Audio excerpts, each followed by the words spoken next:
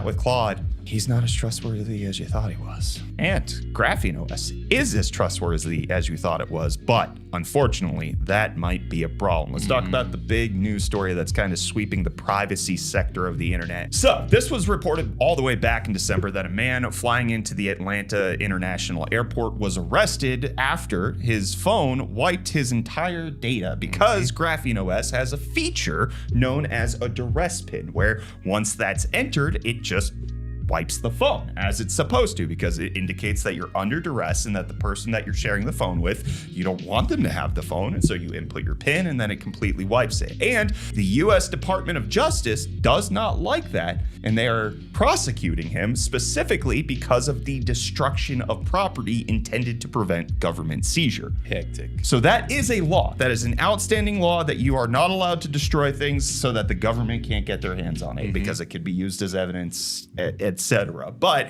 there is, parts of the Constitution apply to illegal search and seizure and all of that kind of stuff. But it now brings into contestation the argument that's been happening with things like Border Patrol and Immigration and Customs Enforcement, which is whether or not their authority supersedes the Constitution in certain sectors, especially since this was happening at an ingest station of an international airport. Technically, that is not American soil, and so different laws apply at that point. And so CBP officers have different rules and responsibilities than they would on the interior of the country. So if this man who was flying back from the Dominican Republic was already let into the country, it'd be a completely different story, allegedly. But because it was at the border. Because it was at the border, according to the court testimonies, because this individual was under suspected terrorism activities. However, there was some detail where the U.S. government kind of said, no, this was a routine stop. So it's not clear exactly.